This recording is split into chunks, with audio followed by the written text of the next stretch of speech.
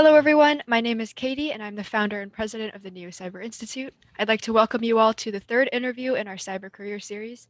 Through this series, we want to show students what real-life cybersecurity is like and how they can get involved. We hope you all enjoy this interview, and I'll hand it off to Madeline to introduce our speaker. Hi, everyone. My name is Madeline. I'm the Vice President of NeoCyber Institute, and today we'll be speaking with Malia Mason. So Malia is a United States Navy veteran, an advocate for equal representation in the technology field, and she's also an established cybersecurity engineer and currently a vulnerability manager at Hulu. She's also the president and co-founder of the organization CyberDEI, as well as a chair of the technology committee for AnitaB.org.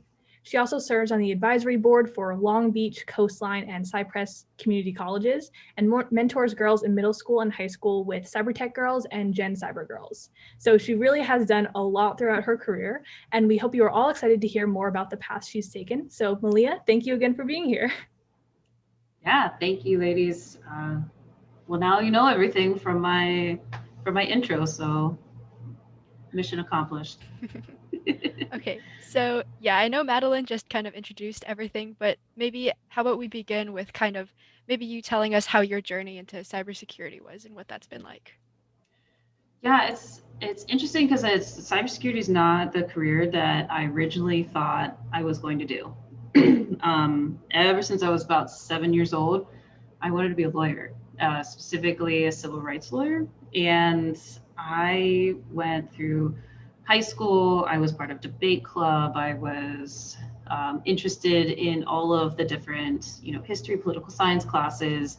That was my major going into college. And then I got to talk with some mentors that were, lawyers in college. And I kind of realized that wasn't necessarily the path I wanted to go down. Because they said one of the biggest pieces of advice that I got was, they said, Malia, if you really want to make a difference, you have to be on the preventative side of things. Lawyers, we come in after something's already happened, and then maybe a change will affect. But if you want to have real change, you got to be on the preventative side. And that really stuck with me. And I've thought about that, now a decade later, is how do we be on the preventative side of things and not just be reactionary? And that's actually something I really like about cybersecurity. It's a lot of, preventative maintenance and preventing the threat actors from gaining access. So, and also while I was going to school, I've always been interested in computers. I used to tear them apart with my dad. But when I was going to school in, full disclosure, I went to college, freshman year was 2006. The only pathway for computer, just kind of anything, was to be a developer.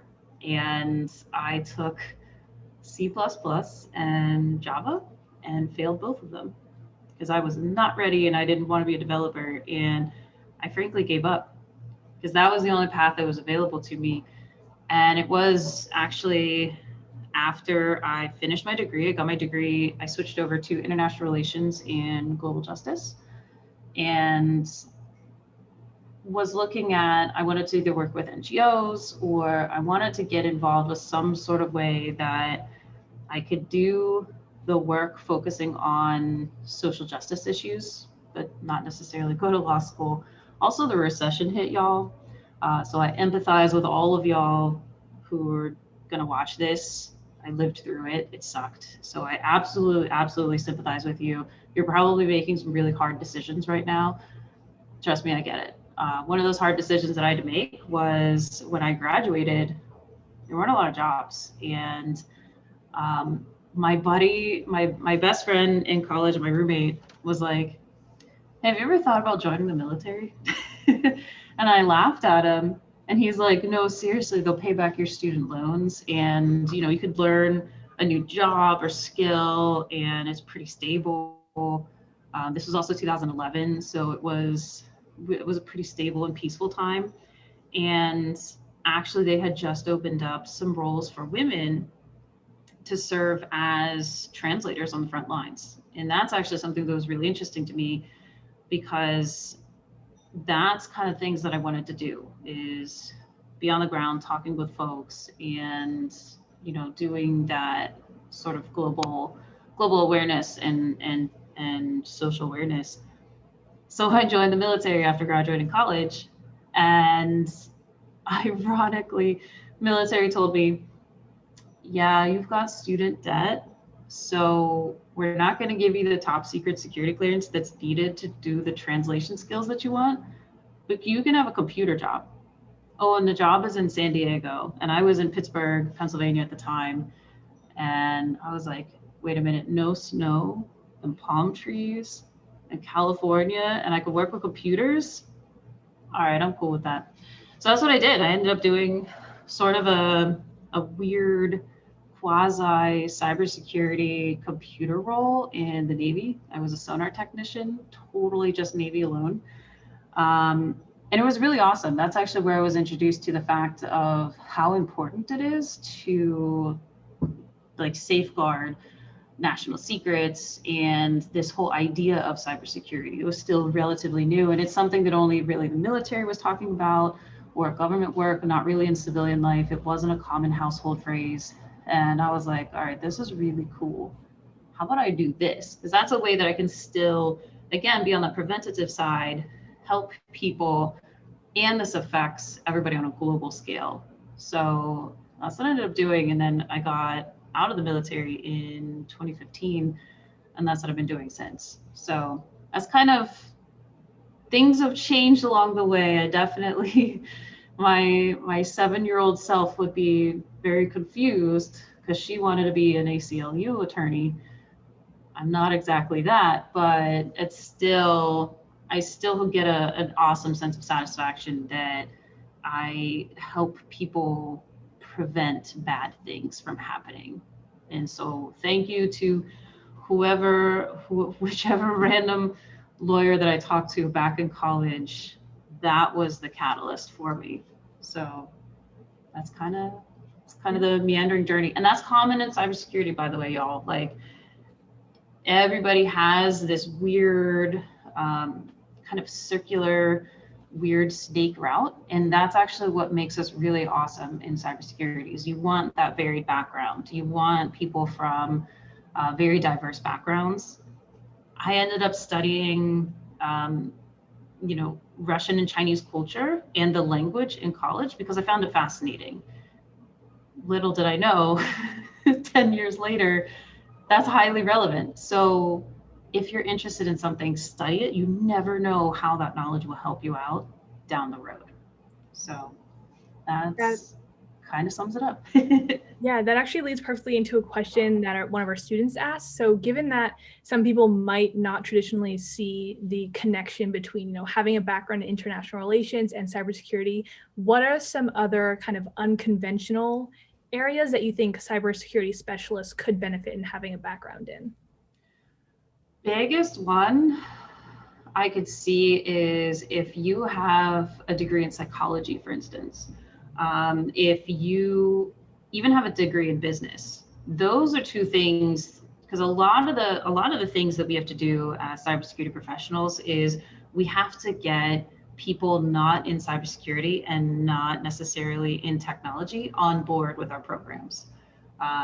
For me as vulnerability manager here at Hulu, I have to convince the owners of the certain systems that they need to patch their systems. Patching is annoying. It takes time out of your day. You might have some downtime. So I have to then explain to a developer, to an infrastructure person, or whoever else, or just to your average salesperson, maybe they have a Windows vulnerability. I need to shut down their system and take time out of their day for work. So I need to be able to explain to them why it's valuable, why it's important, and I need to speak on their level. So very, very much conversation skills, speaking skills. So anything from that background and getting into the mindset of our threat actors as well as our users, that's where I've seen people with psychology degrees really, really thrive in this industry. Because you do have to kind of get into people's heads, if that makes sense. So for me, honestly, I haven't had a lot of weird questions about my international relations degree. And you have to find ways to make it all connect. And that's with any job you have. If you're a career switcher, Even if you worked, as a barista at Starbucks, it's all in how you spin it and how you relate it and say, hey, you know what? I woke up every day at 5 a.m., worked the 6 a.m. to 2 p.m. shift at Starbucks. I have excellent customer service skills. I can work under pressure with that 7 a.m. rush of making all those coffees, blah, blah, blah. Like I don't, and it's the way that you talk about it that makes a difference. So that'd be my advice. And once you get a year of good experience, y'all, by the way, your degree plays less and less of a big factor. So don't freak out too much about picking the perfect degree. It'll change and your opinion will change. Your mind will change. And then cybersecurity is a lot about hands-on experience. So consider that one as well. So we know you got a lot of hands-on experience with kind of security in the military, but how did you get from there to being vulnerability manager at Hulu? So that's kind of a funny story. Cybersecurity is also, I talked a little bit about how it's very much kind of like a people industry. Cybersecurity is also, we're kind of weird. I don't want to put it that way, but we're kind of weirder individuals. We're a little bit more paranoid. We're a certain kind of people. I think about cybersecurity all the time. I follow subreddits on Reddit. I have it in my news. A lot of my friends are in cybersecurity. We talk about it on the weekends. I run a nonprofit. So cybersecurity gets to be also, it's a very small community. So it gets to be very insular. And as you start to kind of move along these communities, you start to get to know people. And it's been through my work with my nonprofits that I've gotten to know a ton of people in the industry. And nowadays, when I would go to a conference in person, if it was a general tech conference, I could pick out, and I would typically know just about every cybersecurity person there, all like 15 of us. So it was through that I've actually made a lot of connections. And it is about making connections. So do the hustle work and do the work on getting out there and talking with people. This is a great series. This is a great way. Network with these professionals. And it was through that last year, COVID sucks, y'all. I was running my own business. I've worked as a consultant for a few years, and I had my own business. COVID, unfortunately, kind of wiped us out. So my buddy, who was actually a speaker at one of the events that I put on back in 2019, reaches out to me and says, "Hey, how are you doing?" I was like, "Oh man, I'm bored. What's up with you?" And he goes, "You're what?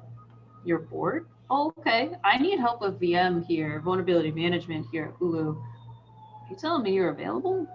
I said, "Yeah, what's up? What do you need? You want me to find somebody for you?" I didn't think it was for me. He was like, "Call me right now."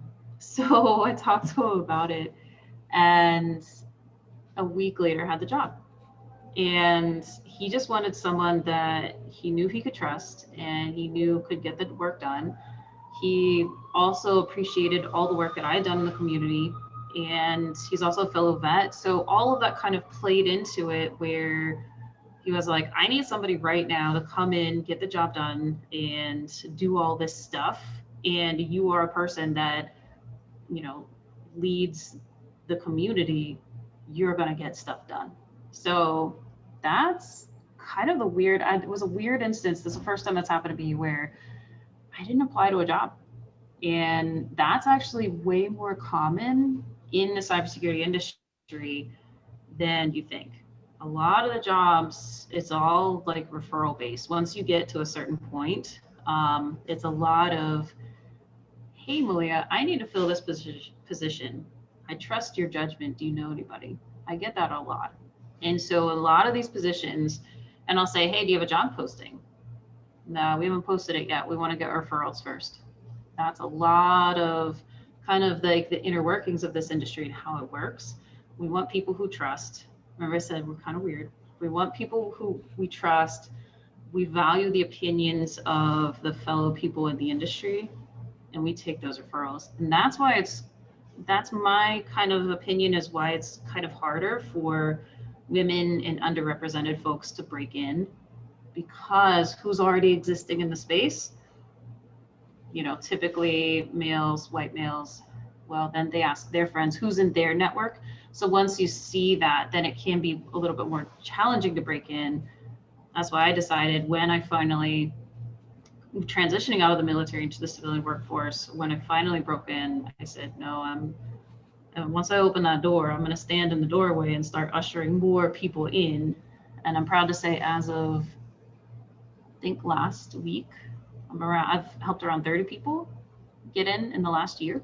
So it's challenging, but once you're in, it's such a great industry. So hopefully that was kind of what, it probably doesn't make sense to y'all in high school, but 100% make your connections now. Like I worked as a legislative aide as an intern when I was in high school, and for a Pennsylvania state congressman, just nothing, just local, whoever.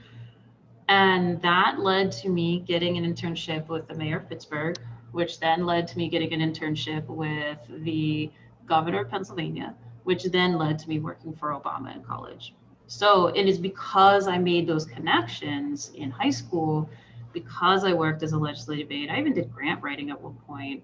And because I made all those connections, then that led to other things. I was actually asked, one of my only regrets in life was I was asked to work on Hillary's campaign in 2008 at headquarters. It was right before the recession hit. I was like, nah, I'll be fine. I'm gonna stay in school. It'll be all right, y'all. Things will be great. I should have taken that job. But it's interesting the way that your network, you never know what's gonna pop up. So always be open, always be available for a conversation, and reach out to people, professionals like me, other professionals that you'll see on this video series. For the most part, we're all willing to help out too. Yeah, and so I guess to any high school students who are watching, I know you've already mentioned a few things, but are there any more tips that you would give them to people who are looking to grow their network as a high schooler? Yeah, as a high schooler, it's challenging. COVID, it was really challenging, but I'm also kind of grateful for it in a way that it kind of forced us all online, and you have the ability to expand your network. So don't be afraid to reach out. Don't be afraid to send an email. Get a LinkedIn when you get to college, and don't be afraid to ask questions. Don't ask the questions though. Hey, Malia, I see you work for Hulu. I think Hulu's really cool. Can I get a job there? I can't tell you how many times I get those messages. I can't help you there, y'all. Like, ask me about my job. The people who ask me more interested questions and say, hey, Malia, what the heck is a vulnerability manager? What the heck do you actually do? What is it like working there? Yeah, I'm more inclined to answer your question. And that's a lot of what I did when I was in high school and in college, trying to figure out where I fit. I just asked a ton of people questions. I went to the law school that was attached to campus, and that's where I sought out those lawyers and said, who's an international civil rights attorney? That's what I want to do. And I got to talk to them. And, I wasn't afraid to just kind of go up there. I put myself out there. And that was what's really helpful. You got to kind of get outside your comfort zone. There's that phrase, be comfortable being uncomfortable. You kind of have to do that. And once you start to get outside your comfort zone and start talking with people, you'll have other connections. Because even if I don't know the answers, if you ask me a question and maybe you ask a question about like pen testing, guaranteed I've got pen testers in my network, so I'll connect you with them. And that's how it works, is that you ask questions and not necessarily say, hey, I want a job. Yeah, you and 100 other people, I'm sorry. Like, it's everybody wants a job, but ask questions and then you make a network, and then we'll also remember you later for referrals. Hey, remember that really awesome Katie and Madeline who were really motivated and like reached out and did all these things? Those are the people that you want for your SOC analyst, or those are the people you want, like those are the kind of people that will then remember and recommend. So, and don't be afraid to do odd jobs. That would be my other thing is early in your career, never say no. One of the things that led to me being a consultant is, one of the first jobs I got out of the military was doing quasi sort of like help desk slash systems administrator slash cybersecurity expert, because I was the only one that knew anything. And my CEO goes, hey, we got a lot of doctor's offices. What if we did HIPAA work? And we're all like, we don't know what HIPAA is. We don't know anything about HIPAA. And we kind of did like a nose goes in the office. And I was like, sure, I'll learn HIPAA. What's up? And so then I got to learn the HIPAA framework, which then led to me learning about NIST 171 and all these other frameworks, which then led to my next contract, et cetera, et cetera, et cetera. And it's because I didn't say no. I volunteered to do the work. And so that's the early in your career, do as much as you can because you never know where it's going to lead. That's great advice. So you mentioned earlier that you've gotten like 30 people into the field. So maybe you could tell us a little more about sort of your nonprofit work and your work in the community, especially for students. Yeah, so that's one big thing that I actually took a break in my career a few years ago, and I ended up quitting my job. My mom was diagnosed with terminal brain cancer, and I worked as a part-time employee at REI. Side note, best job I ever had. They were really chill. They were great at being flexible with hours, which is what I needed. I was West Coast. My mom was East Coast. I had to get up at 4 a.m. every day to manage her care. And the thing is, so she died a year later. I ended up getting a second degree in cybersecurity. And as I was trying to get back into the industry, even though I'd taken about a year off, I found that it was such a pain and people considered me entry level. And I said, yeah, but I have like 6 years experience. But because the last thing that was on my resume was, just a plain old retail position, they judged me on that. And I was so annoyed with that's actually what motivated me to get involved with a bunch of different nonprofits. Because I said, I'll bet, I wasn't a mom returning to work, but I was a woman returning to work and I was a caregiver. I'll bet that there's other people that have faced these issues. And sure enough, I started digging and discovered that. So that's where I started at. One of my first conferences that I went to was the Grace Hopper Conference. Admiral Grace Hopper is a prolific and amazing individual. I idolized her while I served in the military. She coined the term computer bug because she discovered a moth in her servers. And there's a massive conference that happens every year. And it was awesome. There was, I think the first year I went, there were 18,000 women in technology from all around the world that gathered. And I kind of looked around. I was like, wow, this is really cool. And that's how I got to be the chair of the technology committee at ADB. They opened up all these different communities. And I said, and I want to be more involved. I want to see how can we expand this offering, get even more women and marginalized communities involved. I got involved with a few other women in cybersecurity organizations, but I also recognize that we can't necessarily segment off entirely. It's not just about women, because then some of the questions I would get is, hey, I'm non-binary, do I count? Hey, I identify as trans, do I count? And that was a real problem to me, that they didn't feel welcome in these communities that was like women in or women of, etc. And that's actually kind of what led to, me deciding along with my board members that we were going to found CyberDEI. So that's cyber diversity, equity, inclusion. because we realized that when it comes to diversity in tech and when it comes to diversity in cybersecurity, you're not just one, fit in a box. I'm not just a woman in cybersecurity. I'm also a woman veteran in cybersecurity.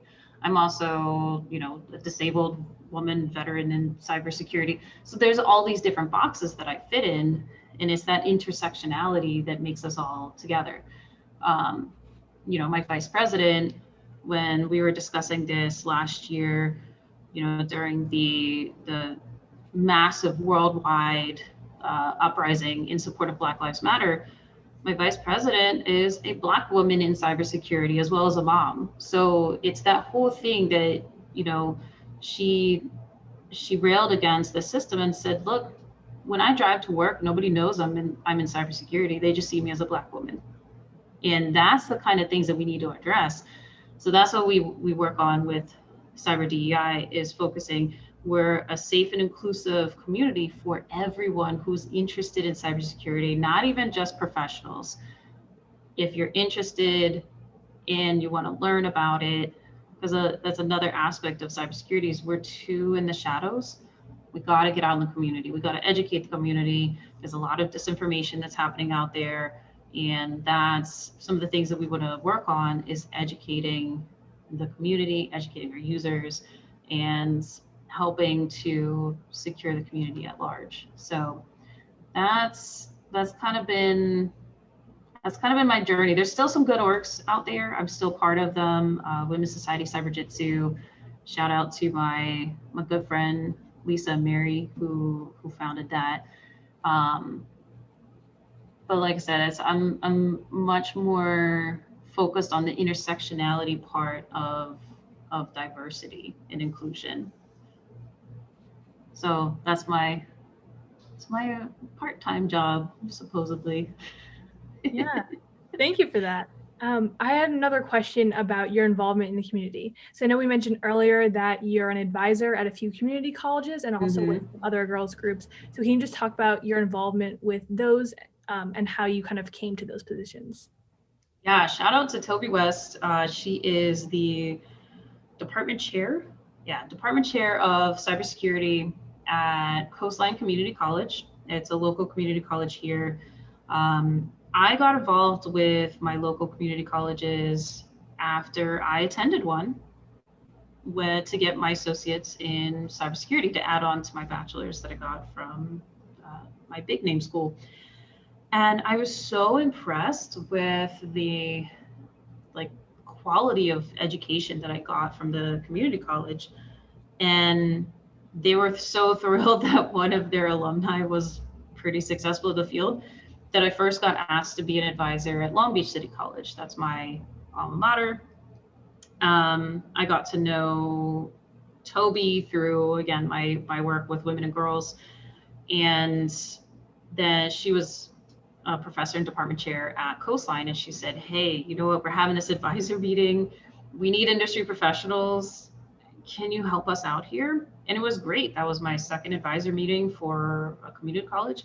And they asked, hey, industry pros, you are in it all the time. Is there anything part of our program? Here's what we present. Here are the proposed classes. Is there anything that you think we should add? Or is there anything that is missing here?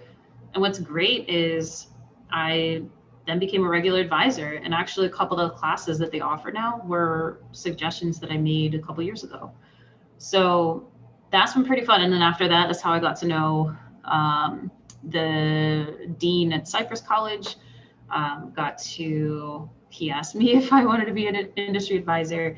So I'm very, very happy to advocate on behalf of community colleges, because a lot of times they're left out, and a lot of times people don't think about, the caliber of the education that you can receive at community college. So definitely for all you high school students out there, 100%, please look into community colleges. I wish I would have gone to community college first when I was going to school. A lot of times they'll pay for it if you're here in California, and I think California is like Tennessee. If you get good grades, your first 2 years of community college are paid for. is free. So look into that depending on where you're at in the country. There's a lot of really awesome programs, and they're taught by industry pros. Like one of my teachers works at Boeing. Um, I just got my colleague a position, so he's going to be teaching incident response at one of the colleges. So that's the kind of thing, is you have industry leaders teaching you. So it's awesome. Toby also runs Gen Cyber Girls and Cyber Tech Girls. It's a national program. And she was like, look, I'm going to be teaching girls from the underrepresented communities about cybersecurity, and they're middle school, high school girls. And she was like, are you free? Can you help? She's like, I want representation. So, and then I, of course, pulled all my girlfriends and said, hey, come and help out. And it's been awesome. I've done that now, I think 4 or 5 times. I also got to teach Girl Scouts and help them get their cybersecurity badges through Toby. And I'm hoping to be a Cyber Patriot is another really awesome program. If y'all don't know about it, hoping to be an advisor soon for Cyber Patriot if I have time. But that's really, really cool. I love working with the girls. They pick it up really quickly, and I love seeing them hack away at the CTF at the end, breaking passwords and stuff like that. And these are girls that typically don't have computers at home even. And so that's an awesome program to then expose them to what are the other alternatives for careers that they could have in life. So that's been really cool. I've seen actually a couple of the girls. I've been doing it long enough now that I've seen a couple of the girls actually go to college for it and get internships. So I'm really thrilled with that. That's amazing. We are unfortunately coming up on time, but I did want to ask one last question, just kind of personally. What is your favorite part of cybersecurity?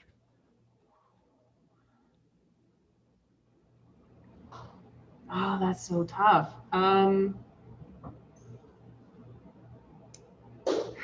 Well, so for those who don't know, there's 2 different aspects of cybersecurity. There's what we call the blue team and the red team. So the red team is more on like the attack side. Blue team is more on the defensive side. So I've always been more of a fan of the blue team defensive security, because again, I like that preventative. Let's not go after the fact. So I like VM. That's fun. I know we didn't really talk about it. I'll do a quick kind of like breakdown the TLDR of vulnerability management. I basically scan all of our systems, look for any sorts of vulnerabilities, and try to make sure that we're patched in a reasonable time. SolarWinds hack was a huge example of that, of how it's critical to work quickly on these patches and vulnerabilities. And it's also a lot of educating the users on why it's important, et cetera. So I really would like the educational and kind of public aspect of my work. I'm also low key on the side, really interested in a lot of the disinformation that's been going on and deep fakes. I've given a couple of talks on that. And there are a few really good orgs who are fighting disinformation, but they're very small and very overworked. So that's something I hope to see more of us, taking that on and trying to combat what we're seeing, our even friends and family members succumbing to. So a lot of defensive stuff. Everyone always comes to me and says, I want to be a pen tester. And I'm like, no, but come to the blue side. Come to our side. Check us out. Awesome. Well, yeah, like Katie said, unfortunately, we are out of time, but thank you so much for being here. We think that, again, the information that you shared will help show students another side of cybersecurity. Like you said, it's not just all about pen testing. Mm-hmm. And so unless Katie has something to add, then I think we'll wrap it up here. Nope, just want to thank you again for speaking with us. Awesome. Yeah, thank you so much. You're doing awesome things. And everybody that watches this, you know what, stay motivated. I know that's hard with everything that's going on around you. I know this is, you know, I hate to sound like every other older person, but unprecedented times. They're right. It sucks. So please stick with it. Y'all are doing awesome things, and I'm very proud of all of you. And you all will be very, very successful in life. Just stick with it. You'll make it through it. I was you 10 years ago. You'll be fine. You'll be fine. I promise you. So thank you all. Thank you all for having me, and enjoy the rest of high school. Thank You you. don't have to pay bills. It's awesome. Yes. And then thank you again also to everybody who's watching this. Like we said, we hope you enjoyed everything. And then if you have any other questions, then feel free to ask and we'll pass them on to Malia. Thanks for watching.